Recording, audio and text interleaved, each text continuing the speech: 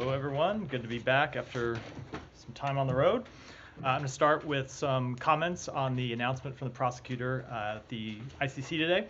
As the Secretary said in a statement a short time ago, the United States fundamentally rejects the announcement today from the prosecutor of the International Criminal Court that he is applying for arrest warrants for senior Israeli officials together with warrants for Hamas terrorists. There should be no equivalence between Israel and Hamas. None. Hamas is a brutal terrorist organization that carried out the worst massacre of Jews since the Holocaust and is still holding dozens of innocent people hostage, including Americans. Furthermore, the United States has been clear since well before the current conflict that the ICC has no jurisdiction over this matter. The ICC was established by its state parties as a court of limited jurisdiction. These limits are rooted in principles of complementarity, which do not appear to have been applied here, amid the prosecutor's rush to seek these arrest warrants rather than allowing the Israeli legal system a full and timely opportunity to proceed. In other situations, the prosecutor deferred to national investigations and worked with states to allow them time to investigate. The prosecutor did not afford the same opportunity to Israel in this case, which has ongoing investigations into allegations against its personnel. There are also deeply troubling process questions. Despite not being a member of the court, Israel was prepared to cooperate with the prosecutor and had made that clear. In fact, the prosecutor himself was scheduled to visit Israel as early as next week to discuss the investigation and hear from the Israeli government. The prosecutor's staff was supposed to land in Israel today to coordinate the visit, and instead, Israel was informed that the prosecutor's staff didn't get on their flight around the same time that the prosecutor himself went on television to announce these charges. These circumstances call into question the legitimacy and credibility of this investigation. Finally, this decision does nothing to help and could jeopardize ongoing efforts to reach a ceasefire agreement that would get hostages out of Gaza and surge humanitarian assistance in. Those are the goals that the United States is pursuing and will continue to pursue despite these actions by the ICC prosecutor. And with that, Matt. That's it? Nothing else? That's it.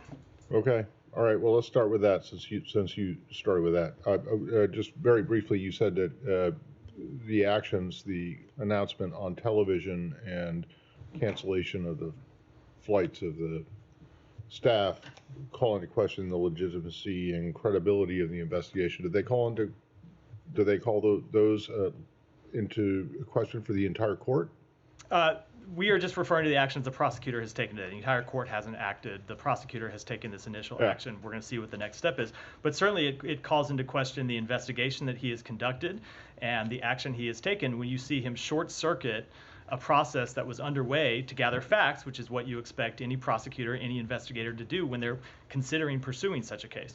Okay. And so are you going to do anything about this, or are you going to wait until the judges actually either approve or deny the applications? I don't have any announcements to make today. Obviously, we've made clear that we reject this action by the prosecutor. We're reviewing his initial statement, and I don't have anything further to announce. Okay. And then, but I'll let someone else go. Say, sure. Yeah. You said that this could jeopardize efforts for a ceasefire. Why is that? Why should this jeopardize efforts for implementing a ceasefire? I don't think there's any doubt that this action will embolden Hamas and embolden the leadership of Hamas, right, who have been the principal obstacle to achieving a ceasefire agreement. So, Hamas a couple of weeks ago basically agreed to the American points for a ceasefire. It's not accurate. That's not accurate. Okay. So let me ask you just one more question. There are many others that would like to ask many other questions. Let me ask you about Rafah. According to the UN, we have 900,000 people flee Rafah. So they just fled. So you were saying all along that unless Israel has a plan to relocate 1.4 million people, you are not going to agree to it. But obviously, this assault is, full-fledged now. They are in the center of Rafah, as we understand it. 900,000 people, which is, almost a million people, that is, so have already fled. So what is the United States going to do about this, and how does it view it? Is this, in your view, I thought you had a question there, but then when you kept going. Yeah, So, go ahead. with respect to how we view it, so we made clear that we oppose a major military operation in Rafah. We don't think that would be productive to Israel's security, either in the short term or the long term, and we think it would have a dramatic impact on the lives of the Palestinian people there and on the ability to get humanitarian assistance in. We have not yet seen Israel launch a major operation. It's something that we are not only watching very closely, but we are in close communication with them about. That said, we do have great concerns about the ability to care for all of the people who have been evacuated, and some who have chosen to leave themselves, even if they're not in the areas where Israel has ordered people to leave. We have great concerns about the ability to get them food, water, medicine, humanitarian assistance, shelter, sanitation. And so we are working with the humanitarian community, our international partners, on that question. But we are also engaged in conversations with the government of Israel about this. The National Security Advisor to the President was in Israel this week, meeting with the Israeli government. I will leave it to the White House to speak to those meetings largely, but it is our goal to try to prevent a major operation that would have such a deleterious humanitarian impact. Okay, and my final one on the issue of the crossing at Rafah. I mean, we have not seen any aid trucks go through for a number of days now, through Rafah and Karm Salim. So how are you getting, you said that you're getting the aid through to those that have been forced to flee Rafah. How are you getting it through? So first of all, you're right that Rafah is not open. Aid has been going in through Kerem Shalom. There have been some days when the aid has been in the form of commercial trucks, not humanitarian assistance, but it's still food and water that's going into Gaza, getting to people who need it. Of course, we've just opened the maritime route in the last few days, which will allow the increased humanitarian assistance, and there has been aid going in through the north. That said, we want to see Rafah open as well, and we have been engaged in discussions with our Israeli counterparts and with our Egyptian counterparts about how to effectuate that, and it remains a top priority for us. Is it likely to open in the next day or so? What's that? Is it likely to open? I'm just not. Said I never make predictions. Sorry, I was kind of momentarily stunned by your original answer, so I forgot my question, but these will be brief. So are you okay then with the application for arrest warrants against Hamas? We do not believe that they have jurisdiction over either of the parties of this conflict, You don't think and that includes Hamas. You don't think that Hamas leaders should be prosecuted? We absolutely believe that Hamas should be held accountable. That could be hold on. Let me finish. That could be either through the prosecution of the war effort by Israel. It could be in other words, being killed. It could be by being killed. It could be by being brought to justice in an Israeli court. We do not believe the ICC has jurisdiction over either of the parties in this case because the Palestinian people do not represent a state. Okay. And that includes the leaders of Hamas. But obviously the administration is also troubled by actions that Israel has taken post-October 7th. So where is the accountability for that? Where do the Palestinians go? This is a question I asked Ned a long time ago, over and over and over again. Where do the Palestinians go to seek redress? So let me answer this a couple of different ways. First of all, in the short term, with respect to questions of war crimes, Israel does have open investigations, a number of open investigations. We made this public when we released our report on National Security Memo 20, including some investigations that have become criminal investigations into conduct by members of the IDF. That is the first instance for judging whether someone has committed a war crime or a violation of IDF code of conduct.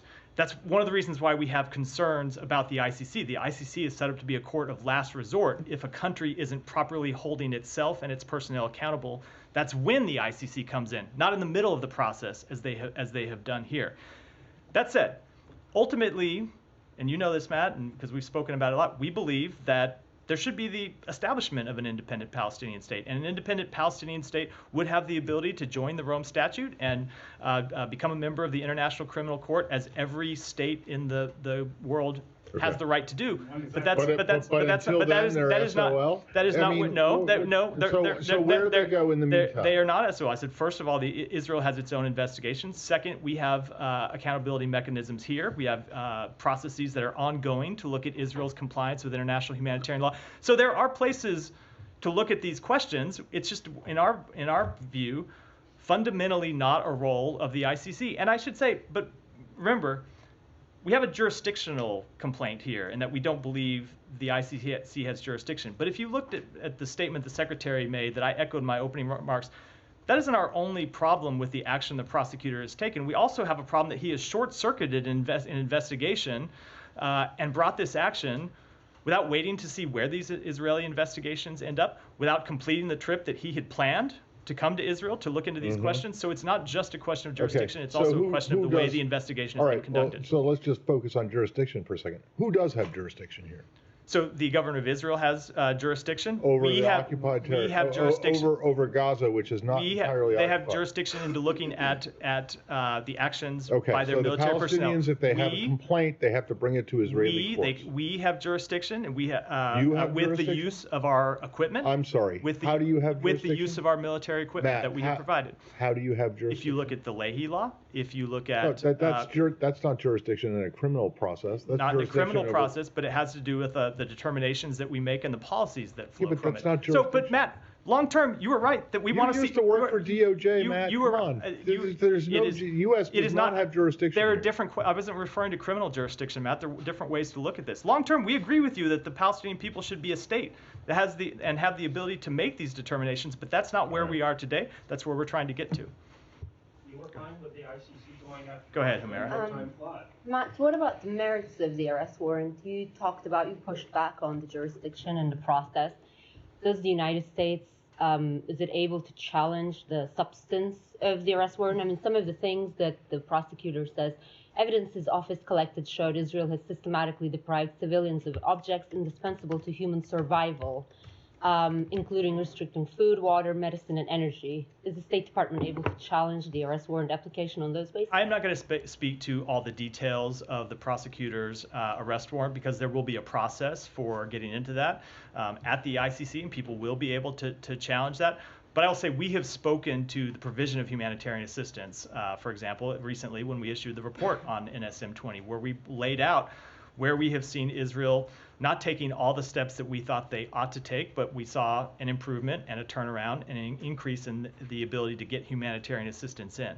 But I don't understand why you can't address this right now, because when I'm not a lawyer in court going point by point by his arrest warrant. When South Africa brought the case in ICJ, U.S. called it meritless, and right now, can you call the substance of the arrest warrant applications meritless? So I will say we believe it is fully unfounded, should not have been brought.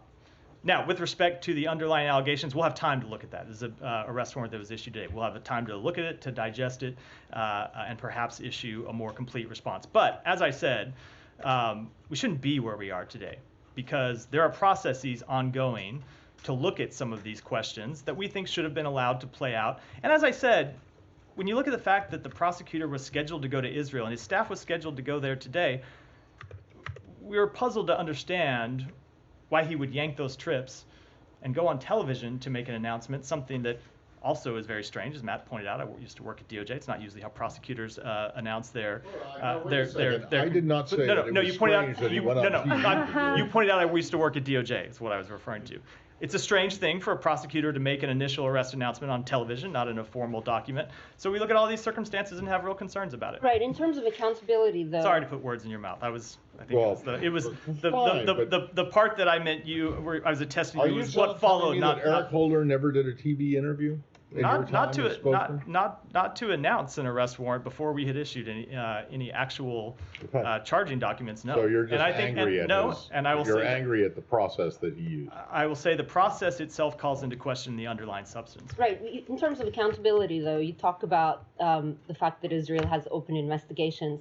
So what kind of timeline did Israel provide you to conclude those investigations? So we have made clear to Israel that those investigations ought to proceed expeditiously, and they ought to reach conclusions as soon as possible. And have they provided you a timeline? I'm not going to speak to our internal discussions or speak for the Israeli government, but it is very difficult always to put a timeline on any kind of investigation, certainly on a criminal investigation, and I wouldn't want to do that on behalf of the foreign government, other than to say our expectation on behalf of the United States is that they should proceed and finish as soon as possible, but not at the expense of thoroughness. And that is always the balance when you look at investigation, is expediency versus thoroughness. You want to be quick, but you want to be thorough. That's more important. And my final one is, does the ICC arrest warrant, I understand you challenge it from a jurisdiction and process point of view, but I suspect the U.S. still recognizes the ICC, right? We do. Right. Yeah. So the fact that the prosecutor has applied for an arrest warrant and talking about crimes against humanity, does that give the State Department a pause or like give you second thoughts about the conclusions of the NSM report? I mean, you have raised certain concerns there, but then you did find Israel's assurances credible. Is that something that would make you rethink that conclusion? No. If we saw new evidence, we would always look at that and be willing to, we're always willing to look at our assessments if they are changed by new evidence that comes in the door. But we had conducted a thorough review in writing that report, and there's nothing that we saw in the charges announced today that changes our fundamental conclusions. Can I just follow up on Matt's first question or second question to you, and you saying that you have nothing to announce today in terms of action that the U.S. might take? Can you just help us understand, is the administration considering taking action against the ICC because of this? You should not read into my statement to Matt that we are either considering anything or not considering anything. It's just to reflect the fact that this is an announcement that was just made this morning. We are reviewing the document the prosecutor put forward, and I don't have any announcements to make about what our upcoming steps might be. Is there any way that the U.S. is able to stand in the way of these arrest warrants actually coming to fruition, like, logistically? That is a question that is beyond my remit as someone who's not an international lawyer to answer. So I'm happy to look at that question and get back, but ultimately I think that's a legal question for the ICC more than us. And you said that the U.S. still supports the ICC as a legitimate body, but does this undermine the ICC as a whole? I mean, like, how do we think about those two things? You guys are still supporting the ICC investigation in Ukraine, yet here you're saying, you don't think they have jurisdiction. But how does that not make an impact on your view of the ICC writ large? The ICC has done important work over the years to hold people accountable for war crimes and crimes against humanity, and we have supported that work. And that's not changed by the announcement today, but I will say that we do have great concerns about the prosecutor and the steps that he took. And like I said, it's not just because of the jurisdictional question. It would be one thing if we were just looking at a jurisdictional dispute here where the prosecutor believed that he had legitimate jurisdiction and we believe that he fundamentally didn't. That is a legal question that lawyers can argue, as they often do. But ultimately, we look at the way the investigation itself has been conducted, and that gives us added concerns about the actions that he took. Okay. Yeah. Thanks, Matt.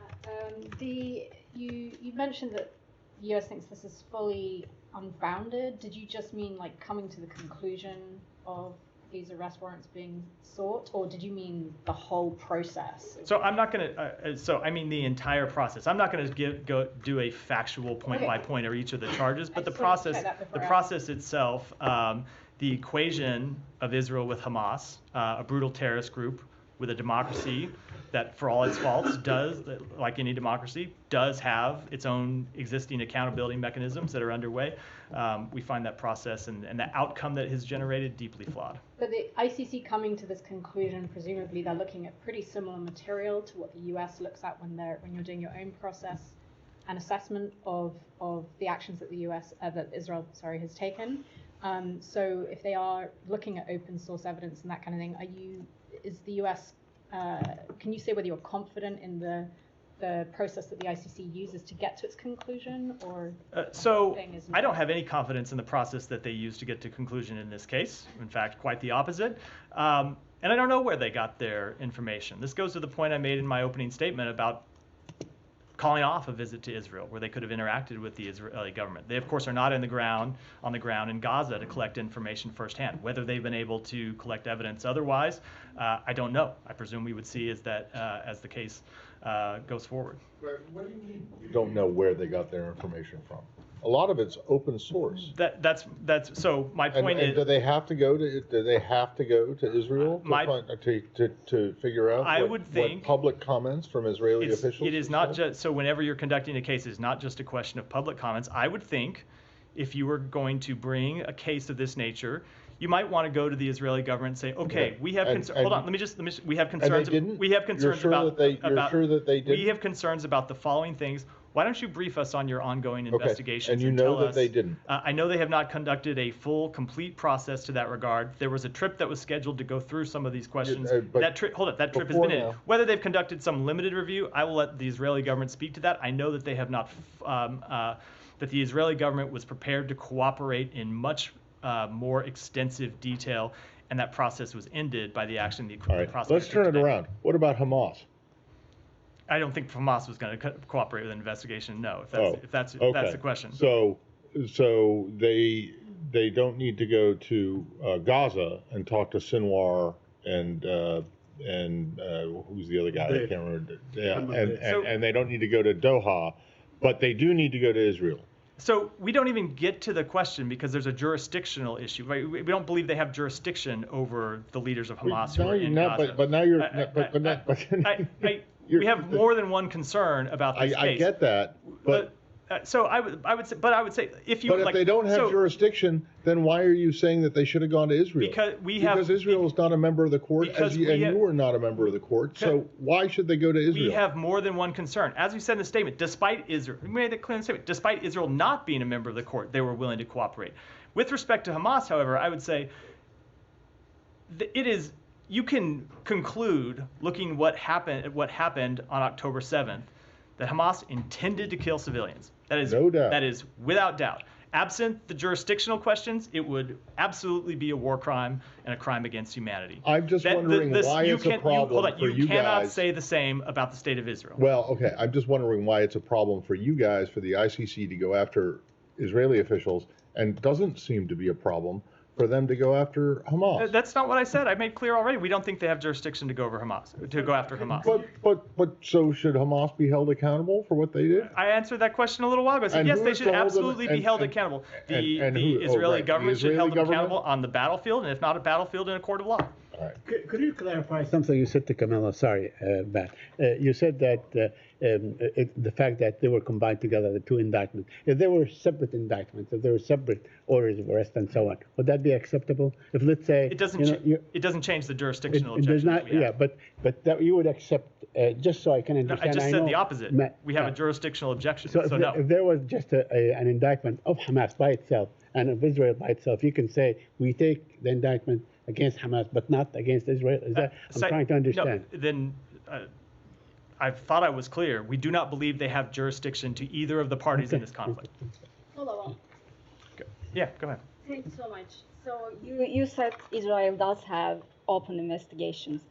Are you satisfied with the way Israel conducts these investigations? I'm not ready to offer an assessment on that at this point because the investigations are ongoing. I think it's appropriate to wait for their conclusion. If there are investigations that conclude that we don't think have been conducted appropriately, and we don't think there has been justice when there ought to be justice, and we have the ability to make that assessment ourselves, we will absolutely stand up and say it, but the investigations are ongoing right now. We can't offer that kind of conclusion at this point. Will there be any consequences if you are not satisfied? That gets into a hypothetical that's several steps down the road. We haven't even gotten to the point of that sort of finding yet, so I'm not going to engage with that. Just one more on this in accusations. The ICC accuses Netanyahu and Gallant of causing extermination, starvation of civilians as a method of war, deliberately targeting civilians. Do you think those things are not happening in Gaza? We don't. We have made clear that there have been steps that we wanted Israel to take to improve the delivery of humanitarian assistance that for a time they weren't taking. Now, they often will come up and present objections and say they're trying to prevent, for example, military items from getting in or dual-use items that can be used for the military to get in. They will say that they have restricted movements in certain areas because it is an area where the military is operating. They don't want to put humanitarian actors at harm's way. Whatever the case may be, there have been a number of times we've made clear that their actions weren't good enough and we needed to see improvements. And you've heard the president say that, you've heard the secretary say that, and more importantly, you've seen the president and the secretary get involved to bring about a change in behavior on behalf of the Israeli government, and we've seen that change. So the fundamental bottom line reality is that we have seen food get in, water get in, medicine get in, not enough, but we have seen a trend line where it is improved. Are you satisfied with the amount of humanitarian aid getting into Gaza? We have seen an improvement, but until People in Gaza are not hungry till they have enough to eat, enough to drink, medicine, shelter. We will not be satisfied, and we won't stop pushing for more. Absolutely. Shannon, go ahead. It's okay to move on to Iran. Sure. Can we still in? Let me, yeah, go ahead, and then we'll come back to you. Okay. I'll A come back to couple you of next, questions in addition to everybody else asked is, you said that Israel is not a member of the ICC, which is true. But also, I don't know if you're aware of this or not, but Israel has supported the candidacy of Mr. Khan when he was elected in 2021. And they wanted him to be there. So the fact that they actually endorsed him, they know there are some consequences, otherwise they wouldn't bother in the first place. So this is just to, I don't know, to agree. It doesn't change the underlying jurisdictional question. Okay, so my question is, lawmakers agreed with you. They said the same, they repeated the same statement they issued in the White House, but they went further and they said actually the decision is anti-Semitic. Do you agree that this decision is anti-Semitic as well? That's not an assessment that we have made or a conclusion we have drawn. Okay, and one last thing is, on the issue itself, many international lawyers, very well known, different background, they said they found a reasonable ground that actually Israel has committed crime against humanity and war crimes. Does the State Department lawyers have a different conclusion, or you have not reached this conclusion, or they disagree with them? What exactly the difference between the lawyers who work at the State Department and international lawyers who found different conclusion? So let me try to separate the ICC and answer this in two ways. One, when it comes to the ICC, we have a jurisdictional issue, and then we have an issue with how this investigation was conducted. But to answer your underlying question about making that sort of determination, it is a question that we are looking at here. We have ongoing processes to look at Israel's use of U.S.-provided weapons, and those processes are ongoing. We have not yet reached final determinations. Shannon, go ahead now. I know you extended official condolences of the U.S. For the death of Iran's president and foreign minister over the weekend. The U.S. also participated in a moment of silence for President Raisi at the UN Security Council, and it sparked some controversy on Twitter. Does the State Department view that as appropriate, taking part in that kind of observance? Let me say a few things. One, we have been quite clear that Ebrahim Raisi was a brutal participant in the repression of the Iranian people for nearly 4 decades. He was involved in numerous horrific human rights abuses, including playing a key role in the extrajudicial killing of thousands of political prisoners in 1988. Some of the worst human rights abuses occurred during his tenure as president, especially the human rights abuses against the women and girls of Iran. That said, we regret any loss of life. We don't want to see anyone die in a helicopter crash. But that doesn't change the reality of his record, both as a judge and as the president of Iran, the fact that he has blood on his hands. So I think most importantly, our fundamental approach to Iran has not changed and will not change. We will continue to support the people of Iran to defend their human rights, their aspirations to an open, free society and democratic participation, and we will continue to confront the Iranian regime's support for terrorism, its proliferation of dangerous weapons, and its advancement of its nuclear program in ways that have no credible civilian purpose. And just as a quick follow, in the aftermath of that crash, did the U.S. help in recovery efforts in any way, or was it asked to assist? We were asked for assistance by the Iranian government. We did make clear to them that we would offer assistance, as we would do in response to any request by a foreign government in this sort of situation, and ultimately we were not able to provide that assistance. We were asked. Where? I'm not going to get into the details, but we were asked by the Iranian government for assistance. We said that we would be willing to assist. It's something that we would do with respect to any government in this situation. Ultimately, largely for logistical reasons, we weren't able to provide that assistance. All right, and then can I just ask you about the state? What exactly is official condolences? It's a condolences on behalf of the United States government. Well, then why doesn't it say that?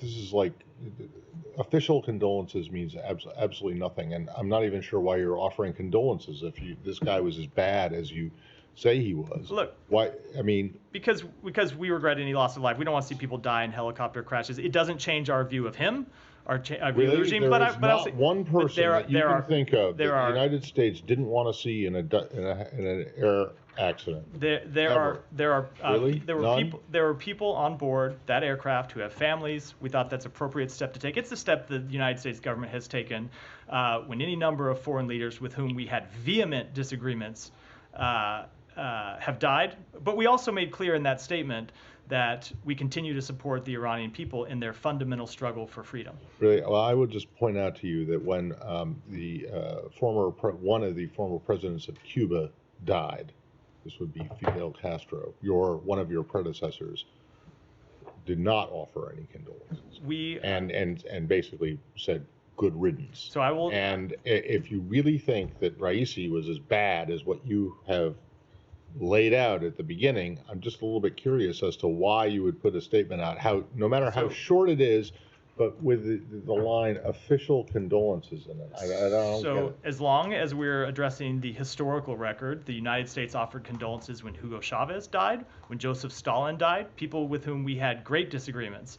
Yes. So Stalin was also an ally of the United States all through, and we talked about this earlier, all through World War II. He did not die during World War II. He died afterwards when our disagreements with him were quite clear and quite plain and quite well articulated by the United States government. It is a step that the United States takes, recognizing that people have families, and in no way at all undermining our fundamental view of the Iranian regime and its crimes against its own people and our support for the Iranian people. Go ahead. Yeah, Geeta, go ahead. Thank you. I think Matt's, he did make it clear that his point is on the word official. You mentioned a few condolences that you sent to other countries, but you did not use this word official. That aside, I'm sure you've probably seen that the people inside of Iran some of them are celebrating this incident. I was wondering what you make of that. So I can certainly understand why people inside Iran would feel that way when you look at the brutal repression that happened under President Raisi's tenure. As I said in my comment a moment ago, especially when you look at his abuse of women and girls, I can see why people in Iran would feel that way in response to his death. But I obviously can't speak for them. Well, with the condolences and then support for Iranian people, aren't you sending contradictory messages? Absolutely not. If you listen to the statement I just made a moment ago, I think we've been quite clear about how we viewed his tenure. And you don't just have to look at what I said today. I don't think there's any country in the world that has been more clear-eyed about the Iranian regime and more clear-eyed about this president's repression of the Iranian people than the United States of America. We have made that quite clear. So it would be close 1 and 2, I think. We have been quite clear, and that has not just been with the words that you have heard from the senior-most leaders in our government, but has been the actions that we have taken, including imposing more than 500 sanctions on the Iranian government and Iranian entities for their destabilizing actions in the region and for the repression of their own people. Yeah.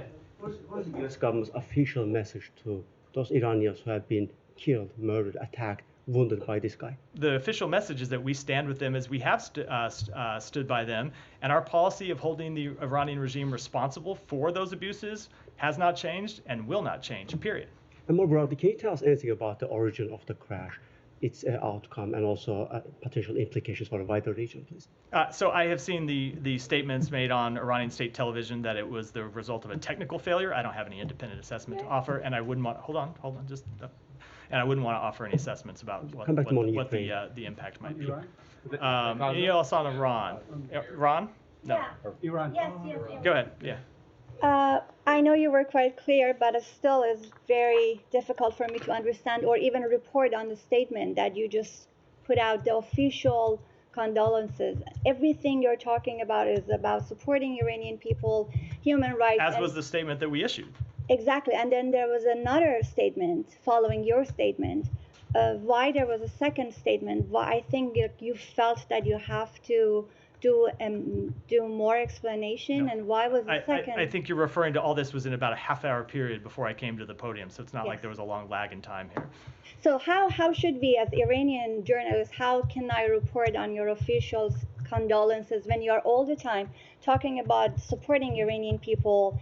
How can we tell Iranian people who exactly how Geeta was talking about. They were very happy on social media, if you check it. How are we going to report on the official? You don't have any diplomatic tie with the Iranian government.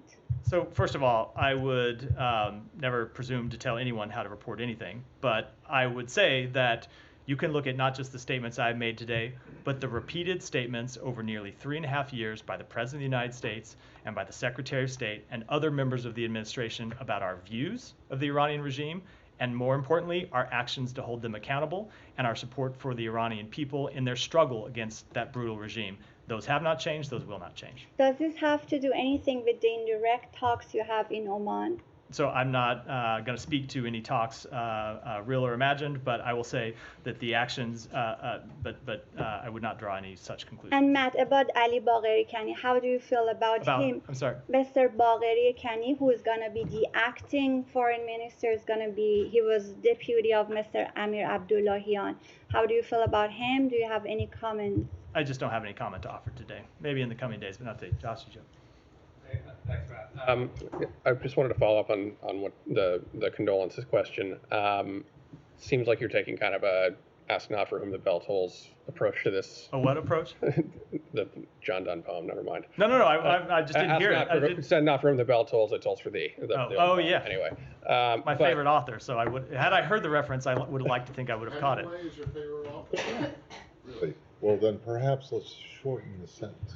Well done, Matt. I will do my best. I have a lot to get through up here. Maybe if my questions weren't interrupted so often. Go ahead. Have to get it all out, or I know if I pause for one breath, you jump in. Go ahead. Sorry, it's actually John Donne, not Hemingway. But anyway, but in all seriousness, Masih Alinejad says that these condolences are a slap in the face to Iranian women and salt in the wound of people who the regime has oppressed. Listening to what you say today, and I'm wondering, who's the target audience for this statement? What effect are you hoping it will have? I mean, I can't believe you expect that the Raisi family will find some consolation in the U.S. government statement here. Is it a courtesy to the Iranian government? I mean, we didn't hear this kind of statement when Yevgeny Prigozhin famously died in a plane crash. Not a head of state. Neither is Raisi, but yeah. But not a official. I mean, just what are you trying to accomplish here, and how do you balance it against these other costs? It is the type of statement the United States government typically makes in these situations, as I went through, including with some quite objectionable people, as we have done throughout our history. But it doesn't change at all our view of him, our view of the regime, or the policy that we will carry out with respect to that regime. With Putin, but you didn't acknowledge his re-election, and you didn't say anything about that. But now you're expressing official different circumstances. Can I just get you to be a little more detailed on the I'm not trying to jam you up here. I'm just wondering, what are you trying to accomplish by saying this gesture? Is it supposed to have some sort of humanitarian effect on the families of the people who died? Is it a diplomatic thing that you hope will be reciprocated? Just talk us through. It has nothing to do with hopes of anything that will transpire. It is the appropriate step, we think, for the United States government to take in this instance, while also being very clear about what our policy is and what our view is of the Iranian regime. Humer. Just on this help that you said Iran has sought from U.S. This was, just to confirm, it's pretty incredible. This was in the aftermath of the crash, and they needed help with the rescue efforts? It was in the aftermath of the crash. They did offer or ask for assistance. I'm not going to get into what the details of that is. To find the president. I'm just not going to get into the details. That is essentially right. I'm not going to get into details from here. Ultimately, we weren't able to offer that assistance. Can you say through the usual indirect channels? I'm not going to get into the channels at all. Did you suggest Turkey instead? I'm just not going to get into those conversations. Regarding those reports that there were celebrations in Iran from opposition groups following the death, there are also, according to the BBC, been reports of supporters of the regime threatening those celebrators, telling them that there would be consequences if they came forward. Does the United States have any opinion on that, or words to Iran on that? So one of the points we made in the statement that we put out, the short 2-sentence statement, was Iran will be selecting a new president right now. And as they go through that process, we will be supporting the Iranian people's ability to express their fundamental freedoms. Now, we have seen those freedoms cracked down on again and again, and it's not just the freedom to exercise their vote, it's their freedom of speech, it's other fundamental freedoms, and so I'm not surprised that you've seen initial reaction in that light. We will look at this the same way we have looked at past instances of crackdowns by the regime or by allies of the regime to the Iranian people exercising their fundamental rights. And if there are steps that are appropriate for us to take to hold people accountable for those actions, we will not hesitate to do so. Is there any concern on the part of the U.S. that this could affect regional stability in a region that already is hanging on a knife's edge? Look, I'm not going to offer any assessment about something that just happened 24 hours ago, but in this region, we are always concerned about anything that could cause instability. It's why you've seen the Secretary and other members of the administration so engaged since October 7th to try to keep the conflict in Gaza from escalating further and spiraling out of control. And that will continue to be our overriding policy goal, not connected necessarily to this death, but for its own sake. All right. Any more on this topic? Go ahead. Thank you, Matt. Do you have any reactions and comments on the former Iranian Foreign Minister Mohammad Javad Zarifi, as he said that it claims that the U.S. is one of the main responsible for the Iranian president helicopter crash due to the sanctions? So first of all, we are not going to apologize for our sanctions regime at all. The Iranian government has used its aircraft to transport equipment to support terrorism. So we will continue to fully enforce our sanctions regime, including our sanctions regimes on aircraft for use by the Iranian government. Ultimately, it's the Iranian government that is responsible for the decision to fly a 45-year-old helicopter in what was described as poor weather conditions, not any other actor. And then, do you confirm or reject the indirect talks with Iran in Oman? I'm just not going to speak to those at all. We have long made clear that we have the ability to send Iran messages when it's in our interest to do so, but I'm not going to comment on those in any way. Okay. Janie, go ahead. Thank you, Matt. Two questions. North Korea launched several ballistic missiles into the East Coast last weekend. This was done right after Putin and Xi Jinping announced their support for North Korea at the summit. Do you assess that North Korea, China, and Russia will deepen their solidarity? So with respect to that missile launch, the Pentagon put out a statement on that this weekend, and I would refer to you that. But when it comes to the cooperation between Russia and North Korea, we have made clear that's a trend that should be a great concern of anyone who is interested in maintaining peace and stability on the Korean Peninsula. That should include the PRC. It's one of the points the Secretary made clear in our last trip to Beijing, as he has in his other interactions with his Chinese counterparts, that we think that's something that should concern China as well, and China should use its influence to push back on that increasing cooperation between the two regimes. It's not a decision they've made to do so as of yet. But the role of the UN Security Council is weakening. So how can we sanction North Korea's continued violations? So we have been concerned that the Security Council has not spoken with one voice since 2017 on the DPRK's repeated violation of UN Security Council resolutions. Because there's not been unity, the DPRK has escalated its ballistic missile launches, each one of which violates multiple UN Security Council resolutions. And we urge Beijing and Moscow to use their influence to encourage DPRK to refrain from that behavior and return to the negotiating table. Thank you. Ryan. So back on the question of jurisdiction with the International Criminal Court, you said that because the Palestinians are not a state actor, they don't have jurisdiction over their side. But back in 2014, I just Googled this one up. Jen Psaki was up here, your colleague. The statement was, today the ICC convicted Jermaine Katanga, the commander of the FRPI militia, for his responsibility for war crimes and crimes against humanity. The ICC's DRC cases represent a significant step toward delivering justice for victims in the DRC. She then went on to say the United States reiterates its call for the apprehension of Sylvester Mudakumora, another leader of an abusive rebel militia in the DRC, who is subject to an arrest warrant by the ICC.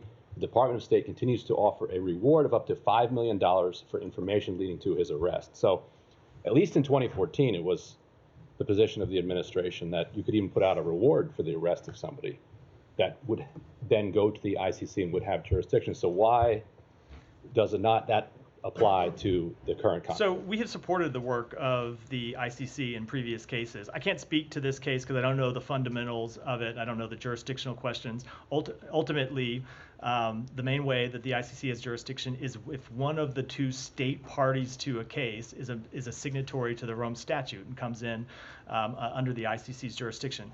That is not the case here. You have Israel, who of course is not a signatory to the ICC, the Palestinians, who do not represent a state at this time, and so in our view cannot sign the Rome Statute and come under the ICC's jurisdiction. I can't speak to other cases. I'd have to look into it in more detail. And one quick follow-up to what Saeed had asked about whether or not the U.S. had approved the deal that Hamas said it agreed to. There's a lot of reporting in the region that CIA Director Burns was involved in that, had approved. Are you saying that is that not the case? What was Burns' involvement there? So I'm not going to speak to any of the reporting because I know I will just say because there has been reporting all over the map on this question. Some of it right, some of it partially right, some of it completely wrong.